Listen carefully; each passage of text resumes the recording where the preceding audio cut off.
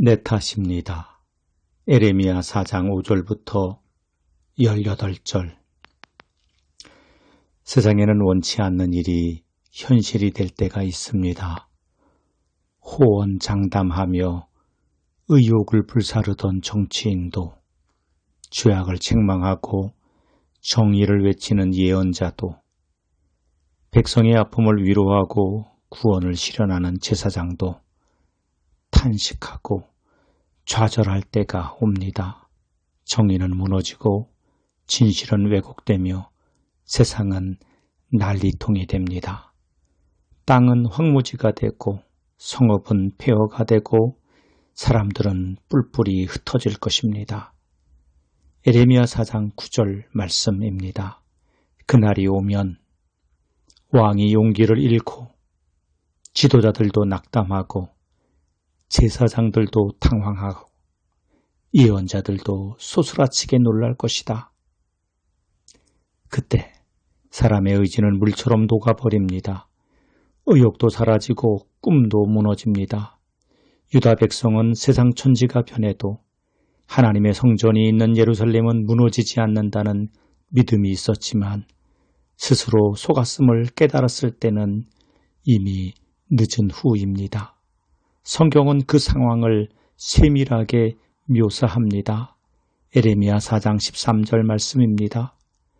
적군이 먹구름이 몰려오듯 몰려오고 그 병거들은 회오리 바람처럼 밀려오며 그 군마들은 독수리보다 더 빨리 달려온다.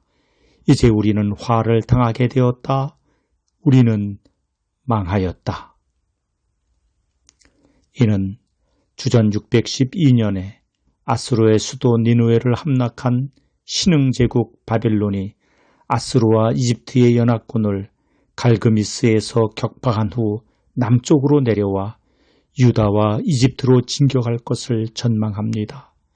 이때 요시야 왕은 아수르를 돕기 위해 갈그미스로 가던 이집트의 바로 느고를 무깃도에서 맞아 싸우다가 전사하였습니다.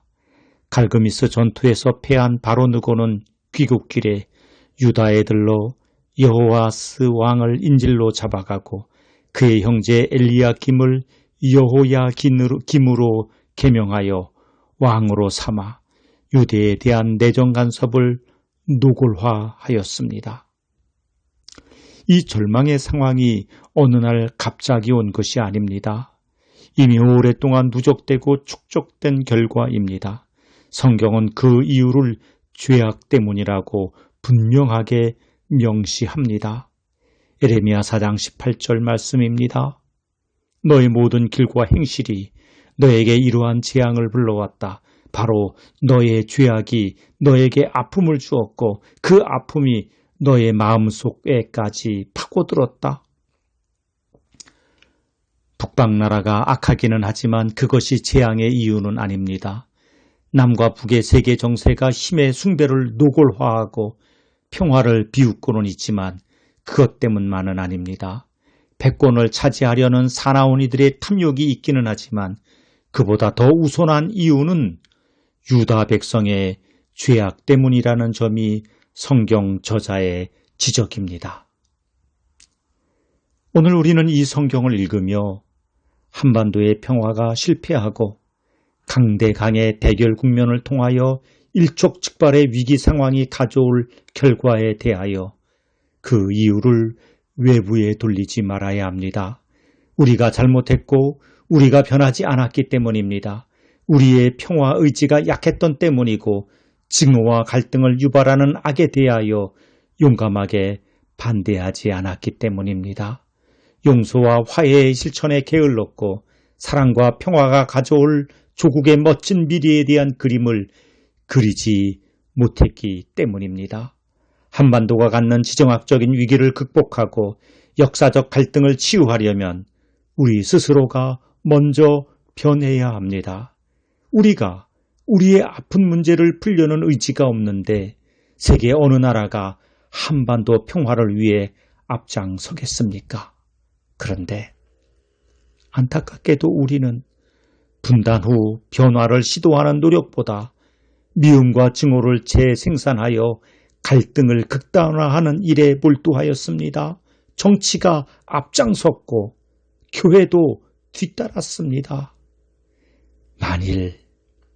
만일 이 땅에 우리가 원하지 않는 일이 현실이 된다면 그 책임은 우리 스스로가 져야 합니다. 탐욕과 권력의 죄악의 인력을 극복하지 못한 탓입니다. 원하지 않은 일이 현실이 되는 시대에도 낙심하지 않고 주님만을 바라보는 하늘 백성 위에 주님의 다스림과 섭리가 함께 있기를 빕니다. 평화와 사랑에 대하여 더 용감해지기를 기도합니다. 의로운 일에 앞장서고 화해를 위한 일에 더 열심을 내겠습니다. 이 한반도를 긍휼히 여겨 주십시오.